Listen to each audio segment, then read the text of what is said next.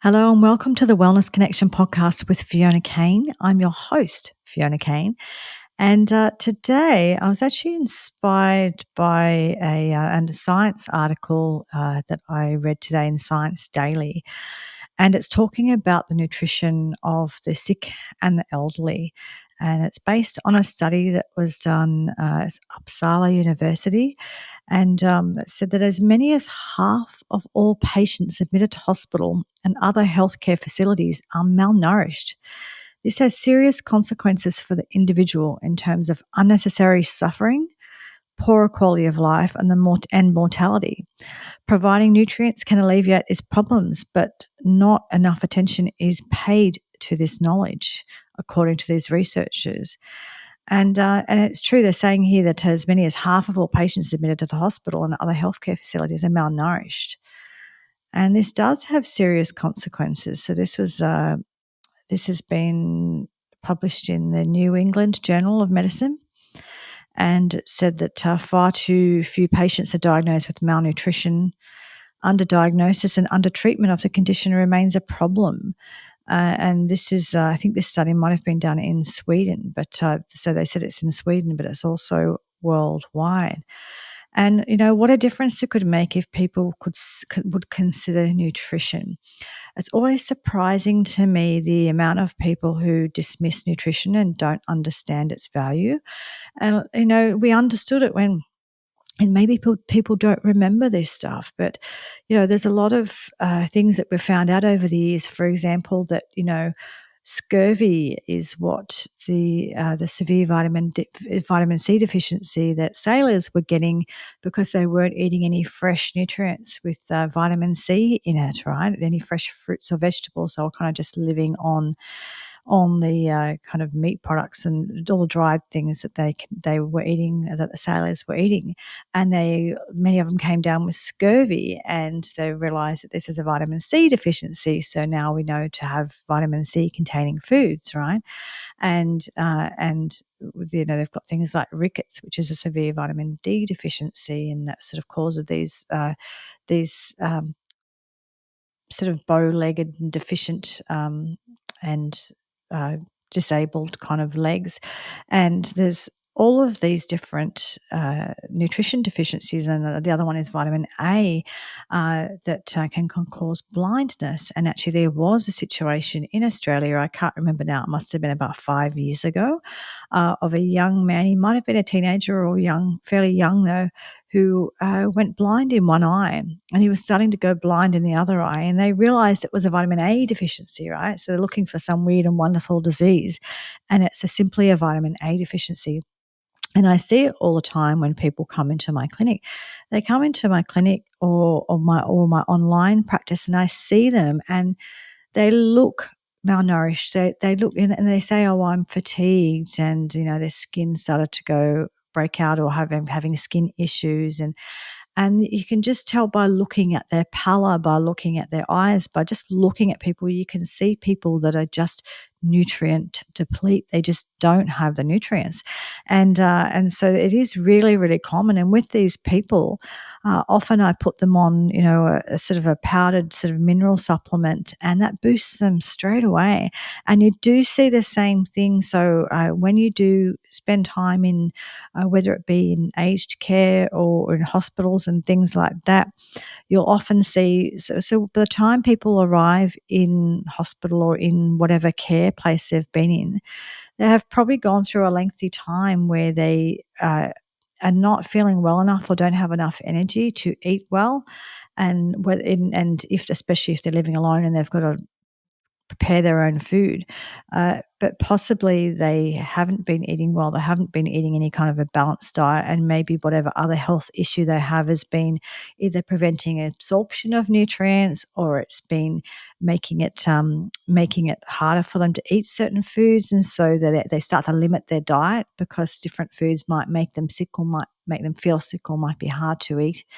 And then you find what's happening is people are reducing the nutrition, reducing the foods available in their diet, and slowly, bit by bit, they remove all of the nutrition, and they're not having the nutrition they need to be having. And by the time they get into hospital, they're often so deplete that honestly, as soon as they get on a drip and they give them some nutrition, they pop right back up, and they seem, and even just fluids. Some of these people, even just getting the fluid is really beneficial. So yes, it never ceases to amaze me that this isn't thought of more often, and to just get a good look at someone's nutrition. The way I see it is it's kind of, I think it was Occam's razor that said, look for the most obvious first. And the most obvious is, for a human being is, when you think of a health of a human being, it's like, okay, is this person getting outside and getting the sunshine? Is this person moving their body? Is this person getting enough sleep? Is this person managing their stress? This person isn't sort of addicted to any drugs or alcohol or anything like that. And, and is this person getting their nutrition? And so it's like eating the right foods, but it's also absorbing those nutrients. So it's kind of looking at all of those things. And also the other thing that we've talked about a lot in regards to health, and we see it a lot in regards to health, is people just having connection and meaning in their life. So it's healthy relationships or healthy connection to community. We know all of those things make a really big difference in people's health outcomes. And when we look at the problem is when we look at health, and when someone goes into a hospital or doctors or whatever, I understand there's only so many resources, but it's that they're all looking for really, really specific things. So they're all looking to diagnose all different various diseases, and sometimes that's what's going on. But sometimes the underlying thing is actually nutrition deficiency. And if you actually have that person sort of eating well, and if you have that person sleeping well, and all of the things, and that's the other thing too, is people don't understand nutrition's involvement in all of those other things. So you need protein, and you need certain B vitamins and magnesium to make things like serotonin and melatonin. And serotonin is the thing that's sort of good for your mood, makes you feel happy, but melatonin is your sleep hormone. And you need protein so that you can make acid, the hydrochloric acid, and like you need salt as well. And you need proteins and salt and different nutrients essentially to make the hydrochloric acid and other enzymes and things that you use to absorb and use nutrients from your diet. You need fiber to feed the microbiome and to feed those good gut bugs, so that because they make some nutrients, and they're involved in making things like vitamin K and B vitamins and things like that. There's so many. It's an intricate system. Your body is an intricate system, and there's all these different things going on, and that balance of as a whole kind of ecosystem and balance going on. And so if you start having nutrition deficiencies, then things stop working well. So then you're not replicating your cells in a healthy way, and then you're not making the energy in your cells properly, and then you're not sleeping properly, and then you're feeling stressed, or you're feeling sad, or you're feeling wired. And because you're feeling tired or wired or whatever, then you start kind of wanting to eat sugar or caffeine and things to give you the pickup because you feel terrible, and you're more likely to not eat a balanced diet when you're not feeling well and you're feeling tired, and you're kind of just wanting to grab the easy thing off the shelf, and the easy kind of quick boost of energy that you're going to get from the caffeine or the carbs or whatever it is. And so then you end up with more deficiencies. The issue too with a lot of people, once we get to that sort of what's called polypharmacy stage, so people once they go on a lot of medications, which is not unusual for people, and when they get older they end up on a lot of medications, or often do, like especially in the Western world. Excuse me, I just have some more water. Been doing a lot of podcasting today, losing my voice. With people, when they go on polypharmacy, that just adds another layer of issues, because the medication, while I'm not saying anything specific about you shouldn't take medications or anything like that. Not at all. Talk to your doctor about your medications. This is not saying that. But what happens with medications is most medications have certain side effects, and many of them will affect your nutrient levels in your body. So many of them affect things like magnesium, or they might affect certain B vitamins, especially things like folate and B12 are often low because of certain medications. We know the cholesterol medications will reduce things like your magnesium, but they'll also reduce your coenzyme Q10, which is an important nutrient for energy and heart health. So there's all of these medications, and then actually medications for reflux and anyone who's trying to calm down that kind of reflux and burning and those sorts of symptoms. The medications they use for that, proton pump inhibitors, actually reduce your ability to digest your food even more. So you're on that medication, and then now you can't absorb your nutrients properly, you can't digest your nutrients properly. So what happens is we start having health issues, and they layer upon layer, the next thing, and because it's often like a pill for every ill, which is our modern way of treating health conditions, unfortunately, instead of kind of going, oh, okay, you've got really low in energy, what's going on, and looking at all the factors that affect someone's energy, or their mood or whatever it is. It's like, oh, okay, here's a medication for your mood, or here's a medication for your cholesterol, or whatever it is. And again, I'm not saying there's never reasons to take these medications, not at all. And I know this is, individual situations are much more complex, and there's much more going on. So this is by no means me picking on anyone being on a medication that needs to be on a medication for whatever reason. I'm just talking about a general population thing where people are being nutrient deficient, and a lot of people are on medications that they don't really need to be on, or they've been treated with a medication that could be treated with food, or with some magnesium for a while, and then with food, or something to help them digest better. Like if you're a very, very stressed person, if you're stressed all of the time and in that fight or flight mode that I've talked about a lot on this podcast, then you're not making digestive enzymes and you can't digest your food properly. Therefore, you can't use the nutrients, right? And so when someone's in having a lot of stress, they often give them medications for different things around anxiety and depression. And I understand the reasoning behind that, but they often don't then address the underlying issues, which could be that there's already deficiencies to start with, which is why they have their depression. Like, I had a client once many years ago who had been suffering from depression, and this person, when they told me their diet, they were only eating, I think it was toast, it was bread and, it was like two things. It was like bread and coffee, or I can't remember now. But essentially, this person was having no protein in their diet, right? So they've been on these medications for depression for many years, but no one ever looked to see if they were getting the nutrients they needed to make the neurotransmitters in your brain. So we forget that, the whole you are what you eat thing is actually quite true. And a lot of the things that we need to stay well, whether it's to make energy, whether it's to sort of replicate and make new cells, whether it's to make new bone cells or make new eye cells or make new muscle cells or whatever it is, or whether it's enzymes or it's neurotransmitters like, serotonin, melatonin, dopamine, and all the different neurotransmitters. We forget that our body makes them. Our body is like a massive factory and constantly making all of these different things all of the time. And the ability of your body to make them will be dependent on how well your body's functioning, but also will be dependent on the available ingredients to make them. So you actually need to be eating the foods that have the ingredients, and not just eating the foods, but absorbing the nutrients from the foods, so your body can make all of these things. And many of our symptoms just come from the fact that we're not getting enough nutrition, and then you start feeling tired, or you start feeling depressed, or you don't have the right nutrients to make your digestive enzymes, and so then you start getting reflux, and then you get treated with something that a PPI, proton pump inhibitor, that's going to reduce your ability to absorb nutrients even more. So you can kind of see that what happens is people will often start having issues because of their lifestyle or because of their nutrition.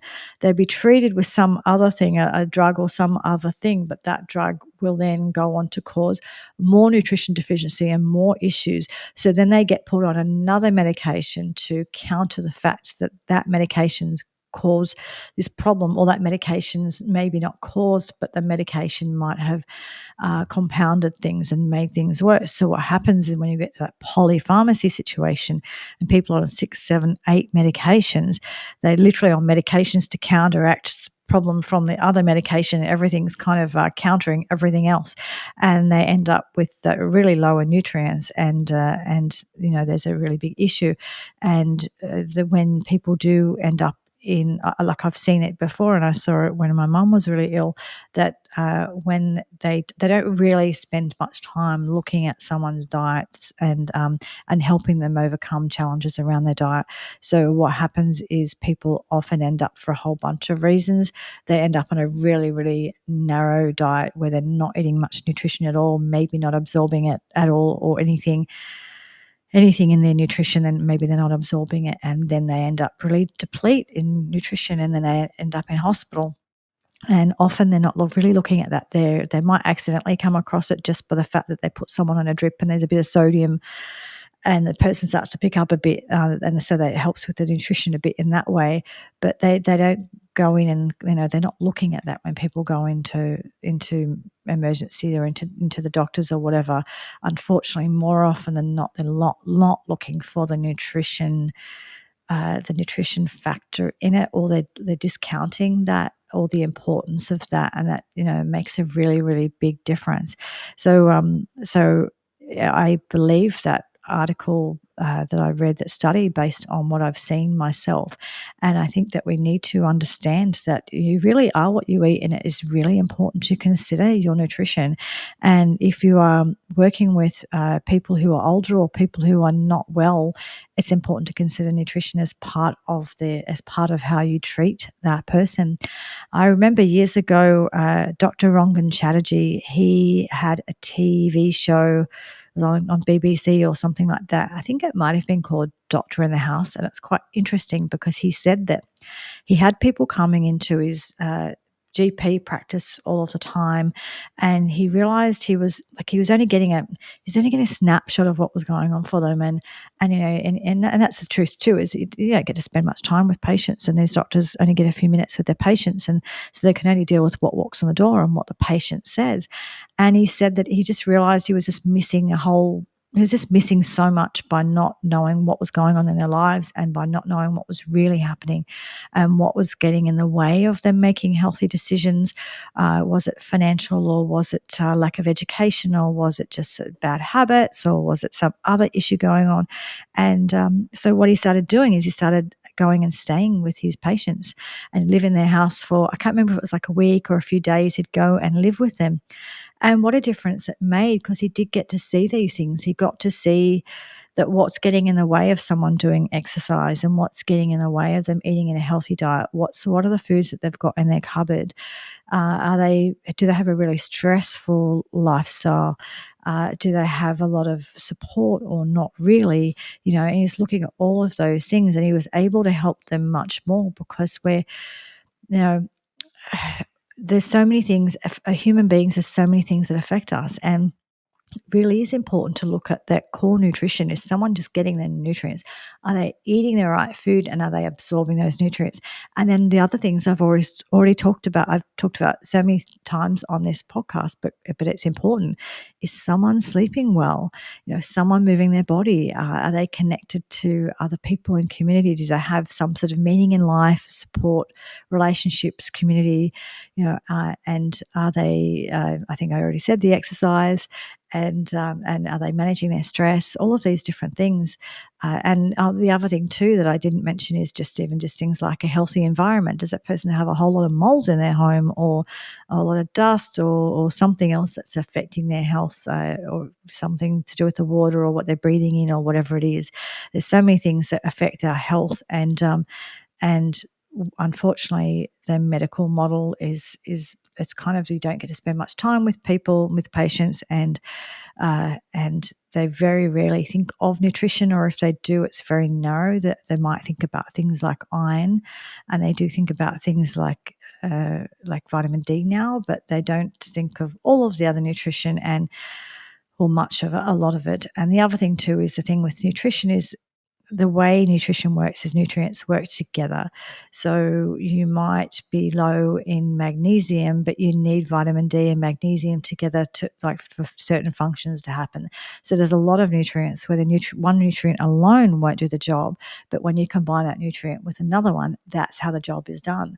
So the tricky thing too, even in regards to science and when they do studies on different nutrients, is they can say that this supplement or that supplement doesn't work. And look, there's a lot of supplements out there that don't do anything, but there are a lot that do something. But the issue is that it's on its own, it doesn't work because it works in conjunction with something else. Like I've always talked about, whether with food and with nutrition, is these things, it's about a synergy. It's about a synergy of a whole group of nutrients that come together to do a certain thing, and or a whole group of things that come together to do a certain thing. You're managing your stress, so your body's in rest and digest mode, and then you're eating a healthy meal and you're able to digest and absorb it. You're moving your body, so you're able to maintain your muscle and your blood sugar levels and manage your mood with exercise as well as the nutrition. You've got good relationships. All of these things, they come together and it's a synergy with all of them. So it is important to look at all of it. But yeah, it really, really is important if you are working with people who are ill, coming into hospitals or in nursing homes and things like that. It is really important to get back to basics. And with those people, if nothing else, if all you could do is get those people to be drinking uh, broths, bone broths, chicken noodle soup or chicken broth, vegetable broths, but ideally something with meat in it some of the time. So, bone or chicken, that kind of animal protein broths, but with loads of veggies as well. If you can make, even just getting people to eat things like that, to sort of snack on bone broths, to snack on a bit of egg. Even if someone has a bit of a difficulty with eating certain things, you can mash up some egg or mash up a bit of egg and avocado together. Great nutrition. It's really, really important to get nutrients into these people. And unfortunately, when they do go into hospital environments and things like that, it's often kind of like jam on toast. There's no protein in that. There's no nutrition. Whereas they could be having a lovely broth. So if it was a beautiful soup or stew or broth of some sort with all the nutrients, so like I said, eggs or some, and they don't get, when they're in hospital, they don't get good fats like olive oil and avocado and those sorts of things. In my experience, they don't get a lot of that sort of thing in Australia. It's just like they get cereals, they get jam on toast, and just really kind of ordinary foods. So anyway, I think we do need to consider nutrition a lot more. We need to understand how it is affecting our health.